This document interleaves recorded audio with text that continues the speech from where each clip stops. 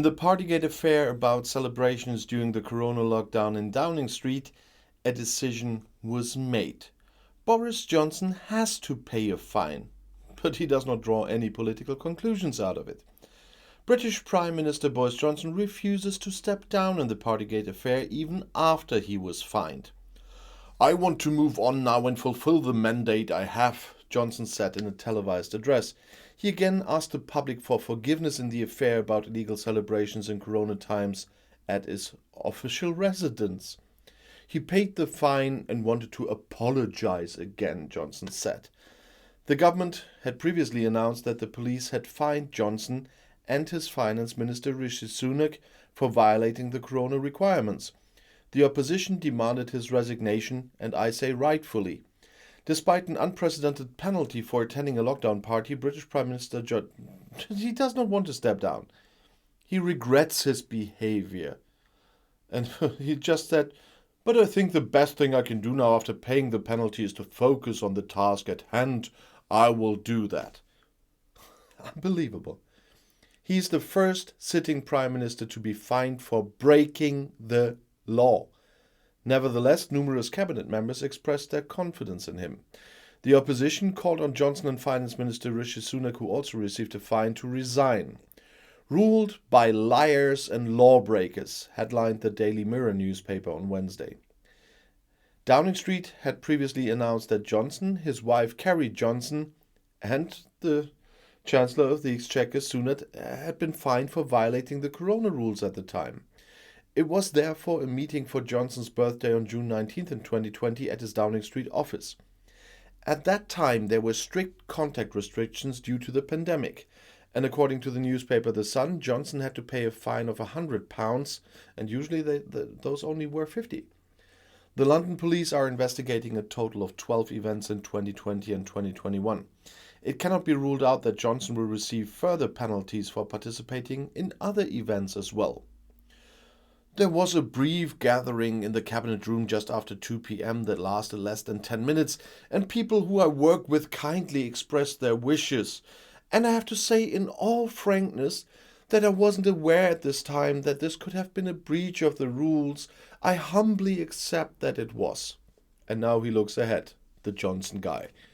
And Finance Minister Sunak, who was fined for the same celebration, also apologized, but also refuses to resign. Johnson had previously repeatedly denied that he or his employees had broken corona rules. However, media reports suggested different conclusions, so he lied to Parliament. A first internal investigation report accused Downing Street of leadership failure and serious rule violations. Several members of his Conservative Party also called for Johnson's resignation. However, due to the Russian war against Ukraine and British support for Kiev, the pressure on the Prime Minister eased considerably. Now, however, demands for his resignation flared up again. In a poll by the polling institute YouGov, 57% believed that Johnson had to go. Only 30% of respondents supported the Prime Minister.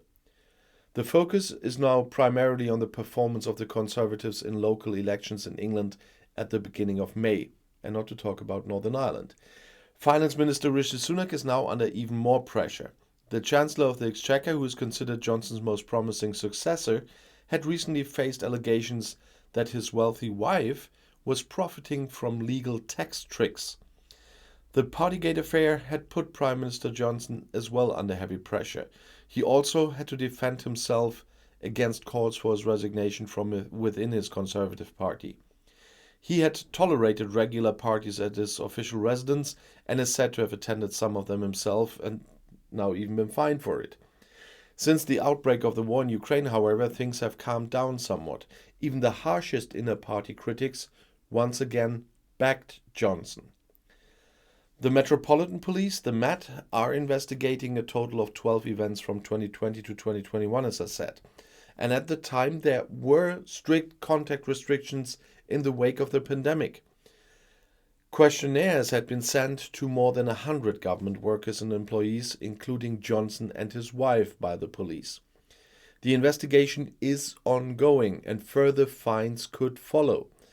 Efforts are being made to advance the ongoing investigation as quickly as possible, Scotland Yard said on Tuesday. In most cases, it is said to be a fine of £50, and Johnson received 100. The opposition renewed their demands for his resignation. Boris Johnson and Rishi Sunak have broken the law and repeatedly lied to the British people. They must both resign, Labour leader Keir Starmer tweeted. And he is so right. His party colleague David Lammy was even more outspoken. Crime and lies at the heart of the government, wrote the top politician. And Scottish First Minister Nicola Sturgeon also called for Johnson's resignation. Two of the harshest internal party critics, on the other hand, initially supported the head of government on Tuesday. It would not be right to remove the Prime Minister at this point, said Scottish Tories leader Douglas Ross, referring to the war in Ukraine. And his party colleague David Lammy was even more outspoken. No, that was Lammy was the Labour one. He was the one with the crime and the lies. True. But it's just unbelievable that these people are staying. Every decent politician would have resigned a long time ago. But that's the problem.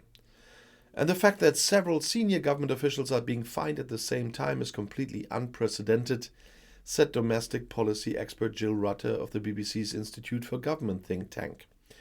Author and political scientist Marc told the German press agency that Johnson's critics now have all the evidence against him. But Johnson has always made it clear that he will not go quietly, and he will use the war in Ukraine as an additional reason for staying in office.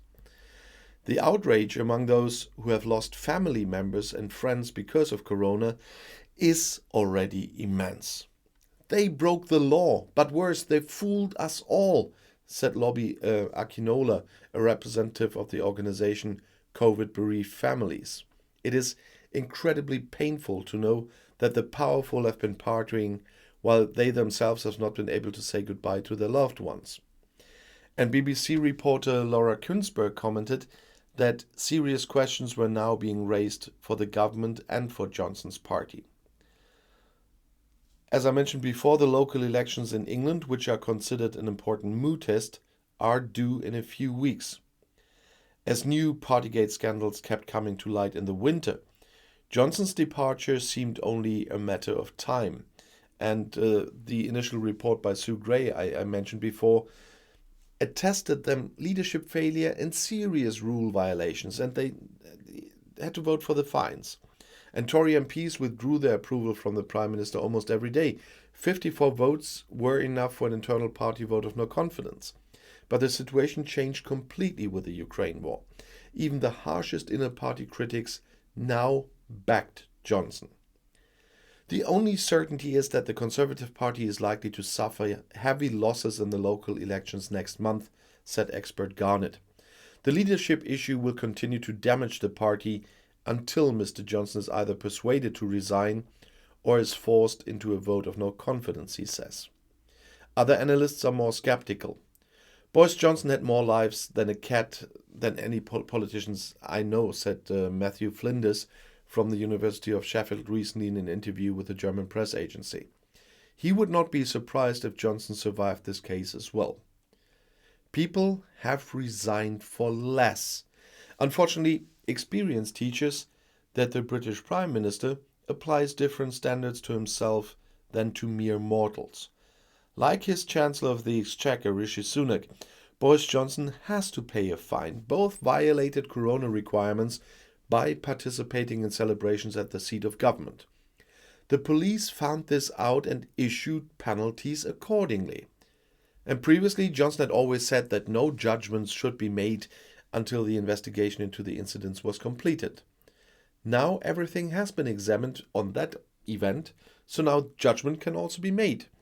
And if a politician knowingly and willingly violates rules that he himself has enacted for everyone, then he is no longer acceptable in office.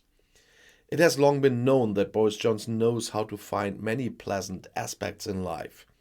He was willing to allow himself things that others would at least have been uncomfortable with. The Conservative Party knew who they were getting themselves into when they made him party leader. Of course, to proceed according to the motto that that's just how Boris is, would be a serious mistake.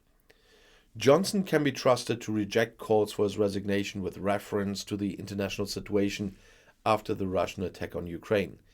But it would be an indictment of British politics if it found no one to take the helm in a case like this. If the only reason for him to stay is there is no other that can do the job, then I really have to say, God help Great Britain. And I'll see you in my next video. Bis gleich.